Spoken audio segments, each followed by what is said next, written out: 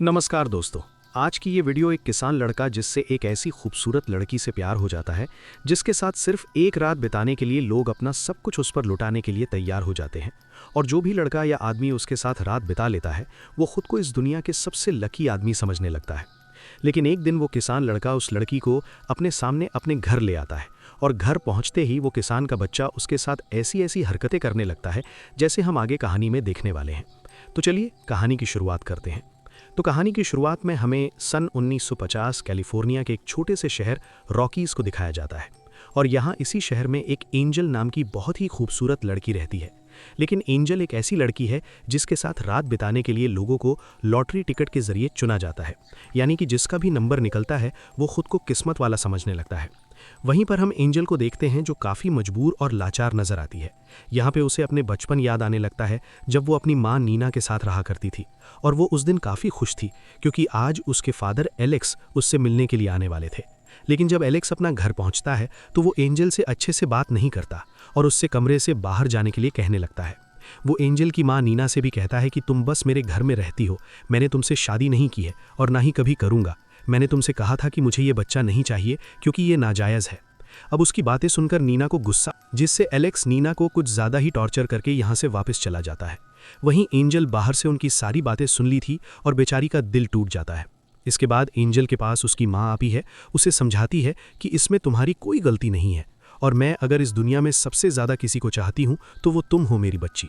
अब कुछ दिनों के बाद एलेक्स का एक लेटर मिलता है जिसमें उन्होंने लिखा था कि उसके लिए सारे रास्ते बंद हो चुके हैं और जिस घर में अभी तुम रह रही हो उसने वो घर भी बेच दिया और अब एलेक्स तुमसे कभी नहीं मिलेगा। इसके बाद नीना अपने सारे सामान लेकर यहाँ से निकल जाती है। अब आगे अपना गुजारा करने के लिए नीना अपने सारे गहने बेचने के लिए एक जॉन नाम के जवेरी के पास जाती है। यहाँ पर जॉन कहता है कि ये सारे गहने नकली हैं जिनकी कोई कीमत नहीं है, लेकिन तुम खुद बहुत ही कीमती चीज़ हो। अगर तुम मेरे लिए काम करोगी तो तुम्हें बहुत सारे पैसे मिल सकता है और तुम दोनों माँ बेटी के लिए रहने का बंदोबस्त भी हो जाएगा। अब क्योंकि नीना काफ़ी मजबूर होती है इसीलिए ना चाहते हुए भी उसे जॉन की बातें माननी पड़ जाती है। अब जॉन सबसे पहले नीना के साथ इंटीमेट होता है और उसे उसके काम पर लगा देता है। लेकिन कुछ ही दिनों के बाद नीना को एक खतरनाक बीमारी हो जाती है और देखते ही देखते नीना की मौत भी हो जाती है। अब अपनी माँ की मौत से एंजल काफ़ी ज़्यादा दुखी होती है, लेकिन वो कर भी क्या सकती थी, बेचारी खुद बेसहारा होती है। अब एंजल इस शहर की सबसे महंगी लड़की कैसे बनती है ये हमें आगे पता चलेगा। इसके बाद कहानी प्रेजेंट में आती है जहाँ पर हम एक माइकल नाम के किसान को देखते हैं। वो अपने घर के और खेतों का सारा काम अकेले ही करता है और माइकल एक समझदार और धार्मिक लड़का होता है जो हर रोज़ चर्च जाकर प्रार्थना भी करता है। वहीं आज माइकल अपने गॉड से एक लड़की मांगता है जो उससे हमेशा सच्चा प्यार करे और हमेशा बस उसी का साथ दे। अब शाम को माइकल जब अपना सारा सामान बेचने के लिए मार्केट में जाता है तभी उसकी नज़र एंजल पे पड़ती है जो घूमने के लिए मार्केट में आई थी और लौंडे को पहली ही नज़र में एंजल से मोहब्बत हो जाती है। यहाँ पर माइकल अपने दोस्त को एंजल के बारे में पूछने लगता है। उसका दोस्त कहता है कि एंजल इस शहर में एक पैलेस में रहती है और वो इस शहर की सबसे खूबसूरत और सबसे महंगी लड़की है जिसके साथ सिर्फ एक रात बिताने के लिए लोगों की सैलाब लगी रहती है। अब उसकी बातें सुनकर माइकल को थोड़ा अजीब लगता है, लेकिन बावजूद इसके माइकल उसके बारे में सोचने लगता है कि चाहे उसका बैकग्राउंड जैसा भी हो एक बार मुझे तो इससे मिलना ही होगा। अब शाम को हम एंजल को देखते हैं जिसकी एक शिफ्ट खत्म होने के बाद तो वहाँ की बहुत डचेस की एक बॉडीगार्ड आता है जो एंजल की हर शिफ्ट के बाद वो यहाँ उसकी कमाई लेने के लिए आता है। वहीं आज उसको उसकी कमाई बहुत कम लगती है, इसीलिए वो एंजल के साथ बदतमीजी करने लगता है। उससे पूछता है कि तुमने और सोना कहाँ छिपा के रखा है। यहाँ पे एंजल भी उस पर गुस्सा होती है, उसे गालियाँ देने लगती है।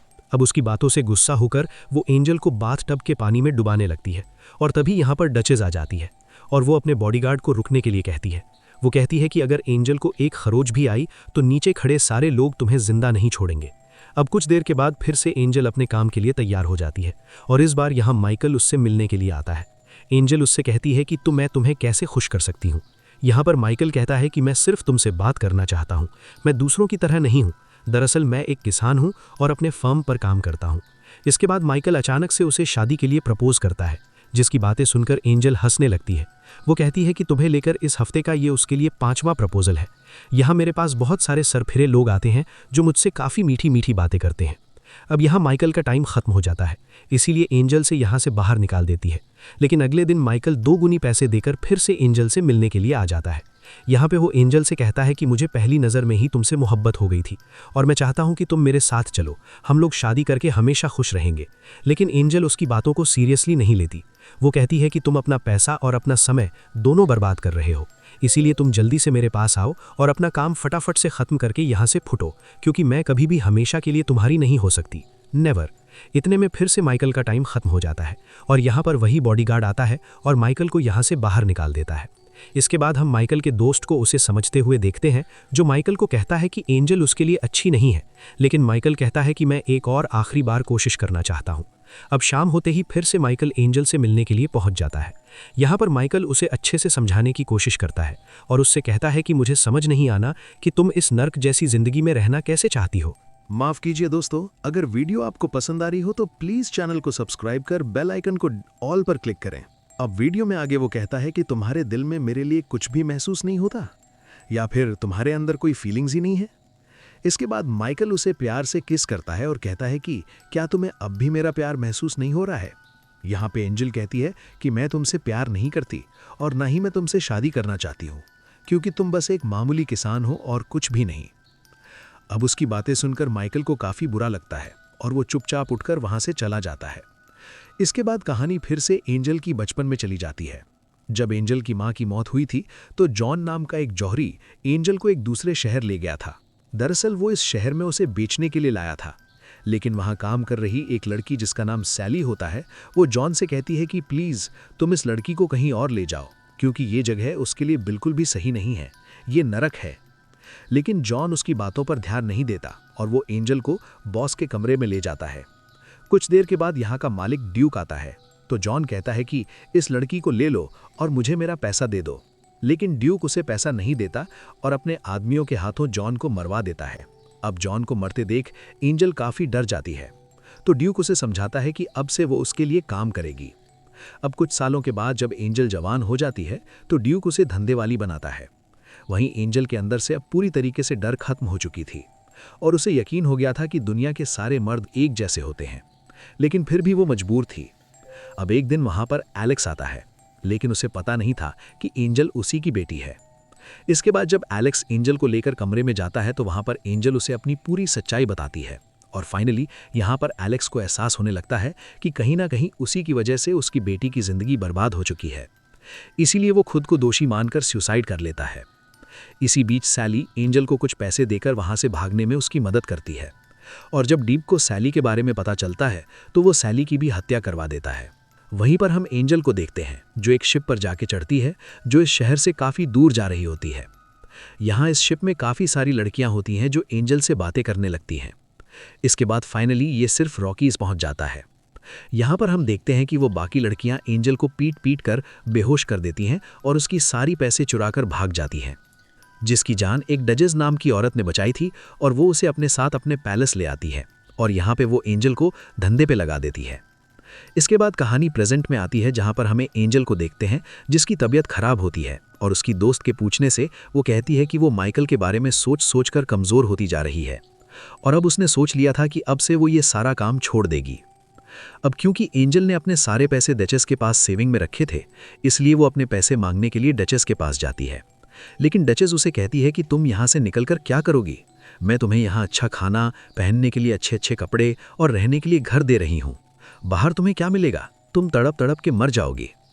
लेकिन एंजल ने यहाँ से निकलने का मन बना लिया था, इसलिए वो कहती है कि मेरे पैसे मुझे दे दो, जिससे उनका डचेस गुस्सा हो जाती है। वो कहती है कि तुम्हें एक फूटी कौड़ी तक नहीं मिलेंगे।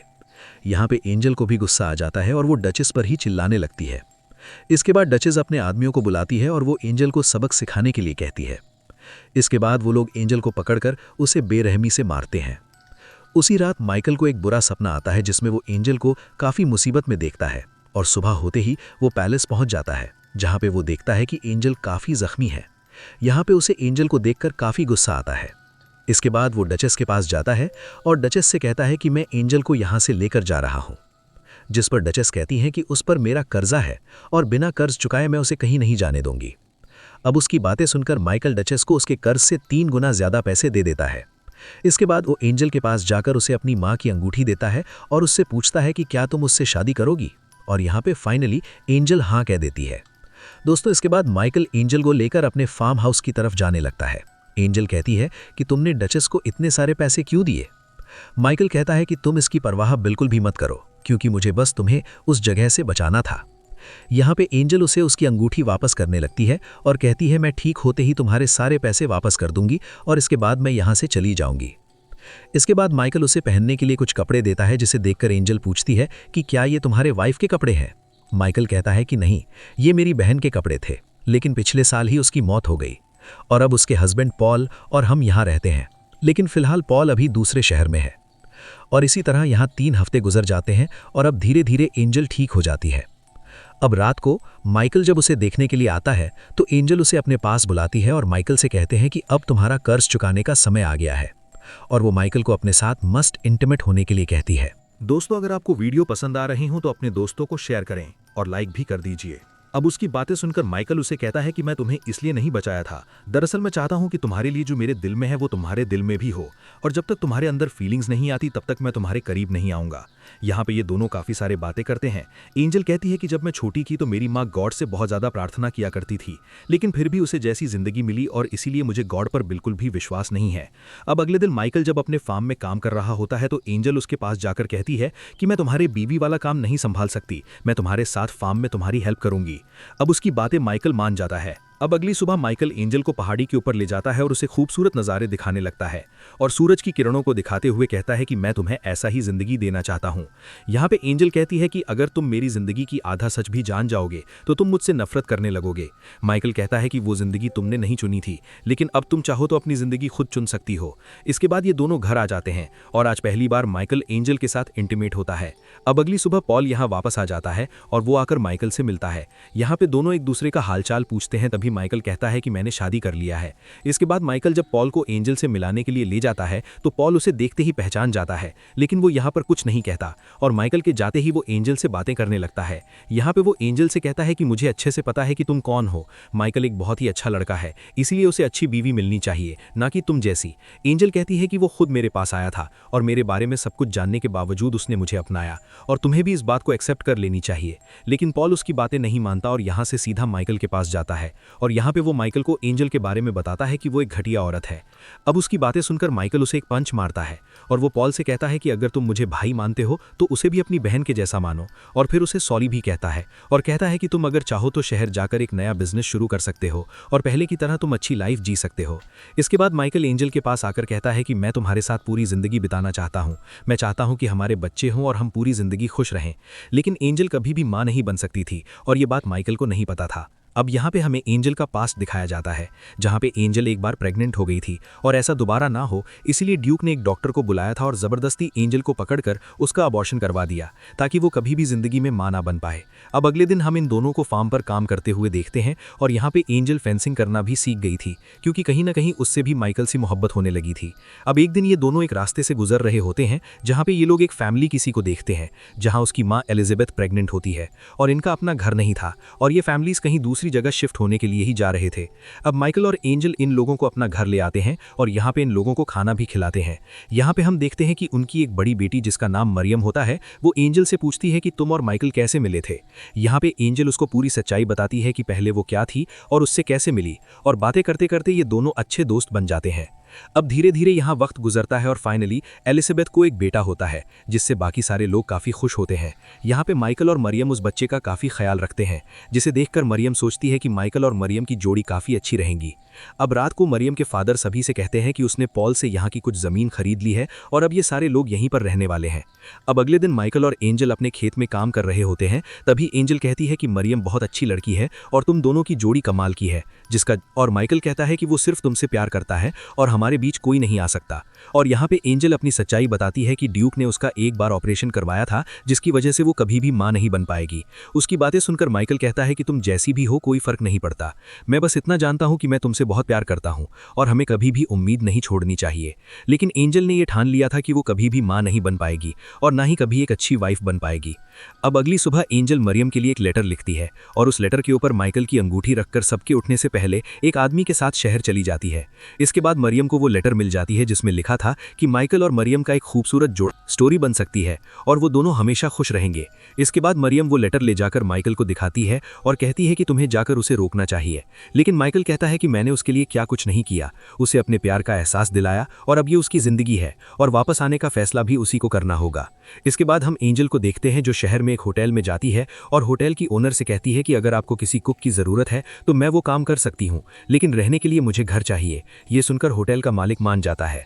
इसके बाद एंजल उसी होटल में काम करने लगती है, लेकिन उसी दिन ड्यूक का एक आदमी एंजल को यहाँ पे इस होटल में देख लेता है और उसी रात को होटल में आग लग जाती है और यहाँ इस होटल में सब कुछ जल जाता है। अब अगली सुबह एंजल सारे जले हुए सामान को इकट्ठा करने लगती है और तभी एंजल के सामने ड्यूक आता है और ड्यूक वही आदमी है जिसने एंजल को बचपन में जॉन को मारकर अपने कब्जे में कर लिया था और अब ड्यूक इसी शहर में आकर अपना वही धंधा फिर से शुरू कर दिया है जिसके बारे में एंजल को कुछ भी पता नहीं था। अब ड्यूक एंजल को अपने साथ चलने के लिए कहता है। यहाँ पे एंजल कहती है कि तुम मेरे साथ जबरदस्ती नहीं कर सकते। ड्यूक उससे कहता है कि कल रात तुम्हारे होटल में आग मैंने ही लगवाई थी और अगर तुम मेरे साथ नहीं चलोगी तो मैं इस होटल के ओनर को भी मरवा दूंगा। माफी चाहूंगा दोस्तों, वीडियो अगर पसंद आ रही हो तो प्लीज सब्सक्राइब कर लीजिए। इसके बाद एंजल को ना चाहते हुए भी ड्यूक के साथ जाना। अब जैसे ही एंजल ड्यूक के अड्डे पे पहुंचती है तो वहां पे वो देखती है कि ड्यूक के पास 2 छोटी छोटी लड़कियां भी है और उन दोनों लड़कियों से भी एंजल की तरह ही जबरदस्ती काम करवाने लगता है। यहाँ पे एंजल कहती है कि तुम बड़े लड़कियों को हैंडल नहीं कर सकते, इसीलिए छोटे लड़कियों को लाकर तुम उस पर जुल्म करते हो। यहाँ पे ड्यूक एंजल को धमकी देता है, कहता है कि अगर तुमने मेरी बात नहीं मानी या यहाँ से भागने की कोशिश की तो मैं तुम्हें जान से मरवा दूंगा। इसके बाद ड्यूक कहता है कि फटाफट से तुम तैयार हो जाओ, मुझे तुम्हें सबके सामने ले जाकर सबको दिखाना है। लेकिन आज पहली बार एंजल अपने गॉड से प्रे करती है कि अगर आप सच में हो तो उन दोनों छोटी बच्चियों का वास्ता मेरी मदद करो और मुझे सच बोलने की सच। इसके बाद ड्यूक एंजल को स्टेज पर ले जाता है। यहाँ पे एंजल सबको बताने लगती है कि किस तरह ड्यूक छोटे बच्चियों पर जुल्म करता है और वो यहाँ पे अपनी कहानी भी बताती है। अब ड्यूक उसकी बातें सुनकर वहाँ जाकर सबको कहता है कि ये झूठ कह रही है और एंजल को जबरदस्ती स्टेज से एक दूसरे कमरे में ले जाता है। अब यहाँ पे ड्यूक एंजल को मारने ही वाला होता है, तभी वहाँ पे ड्यूक का एक आदमी आकर उसे नीचे गिरा देता है क्योंकि वो आदमी ड्यूक के क्रूर तरीके से काफी तंग आ चुका था, इसीलिए वो एंजल को यहाँ से भागने के लिए कहता है। इसके बाद एंजल उन दोनों बच्चियों को लेकर यहाँ से भागने लगती है। अब बच्चियों को देखकर सारे लोग समझ जाते हैं ड्यूक तो सच में क्रूर इंसान है जो बच्चियों पर जुल्म करता है। अब यहाँ पे सारे लोग भड़क जाते हैं और ड्यूक को मारने के लिए आगे बढ़ने लगते हैं। अब लोगों की भीड़ देखकर ड्यूक यहाँ से भागने लगता है, लेकिन सभी लोग उसे चारों तरफ से घेर लेते हैं और ड्यूक को पकड़कर फांसी देकर मार देते हैं। अब यहाँ से हमें 3 साल बाद की कहानी दिखाई जाती है जहाँ पे पॉल को हम एक दूसरे शहर में देखते हैं। अब यहाँ पॉल अचानक से एंजल को देखता है और उसका पीछा करते हुए एक बड़े से स्कूल में पहुंच जाता है। अब अंदर जाकर इंक्वायरी करता है तो उसे एंजल मिल जाती है। यहाँ पे वो एंजल से पूछता है कि ये सब क्या है और तुम यहाँ पे क्या कर रही हो। एंजल बताती है कि ये एक स्कूल है जहाँ मेरी तरह जो लड़कियाँ नई शुरुआत करना चाहती हैं उन्हें यहाँ पे शिक्षा दी जाती है। अब ये सुनकर पॉल को बहुत अच्छा लगता है। इसके बाद एंजल पॉल से माइकल और मरियम के बारे में पूछती है, जिस पर पॉल कहता है कि मरियम अब मेरी वाइफ है और कुछ ही दिनों में वो माँ बनने वाली है। तुमने क्या सोचा था कि वो दोनों एक हो जाएंगे, लेकिन माइकल ने मरियम को हमेशा अपनी बहन की तरह माना है और वो अभी भी बस तुम्हारा ही इंतजार कर रहा है और वो अभी भी तुमसे बहुत प्यार करता है। अब उसकी बातें सुनकर एंजल को काफी बुरा लगता है क्योंकि वो चाहती थी कि माइकल एक अच्छी लड़की के साथ अपनी जिंदगी गुजारे। अब यहाँ पे पॉल एंजल को अपने साथ चलने के लिए रिक्वेस्ट करता है। पॉल कहता है कि कल सुबह 4 बजे वो जाने वाला है और अगर तुम चाहो तो मेरे साथ चल सकती हो। वहीं दूसरी तरफ हम माइकल को देखते हैं जो अपने खेतों में काम कर रहा होता है और तभी माइकल एंजल को देखता है कि वो वापस आ गई है। इसके बाद एंजल माइकल के पास आती है और उसे अपना असली नाम बताती है कि मेरा नाम सारा है, जो आज तक मैंने किसी को नहीं बताई थी और मैं यहाँ सिर्फ ये कहने के लिए आई हूँ कि मैं तुमसे बहुत प्यार करती हूँ और मैंने तुम्हारे साथ जो भी किया मैं उसके लिए माफ़ी भी मांगती हूँ। मेरी वजह से तुम्हें काफ़ी तकलीफ हुई ना। माइकल कहता है कि इन्हीं तकलीफों की वजह से तो तुम मुझे मिली हो और अब हम दोनों एक साथ हैं। इसके बाद माइकल अपनी माँ का रिंग जो अब तक उसने संभाल के रखा था वो एंजल को दे देता है और फिर से ये दोनों एक हो जाते हैं। इसके बाद हमें कुछ सालों के बाद का कहानी दिखाया जाता है जहाँ पे माइकल फिशिंग कर रहा होता है और उसके पास एंजल आती है और यहाँ पे हम देखते हैं कि एंजल है और उन दोनों का एक छोटा सा बेटा भी है, यानी कि एंजेला पूरी तरीके से ठीक हो चुकी है। और इसी के साथ ये कहानी यहीं पे खत्म हो जाती है। तो दोस्तों, अगर आपको कहानी के बारे में आप हमें सीधे कमेंट में पूछ सकते हो। फिर मिलते हैं एक न्यू वीडियो के साथ, तब तक के लिए बाय, धन्यवाद।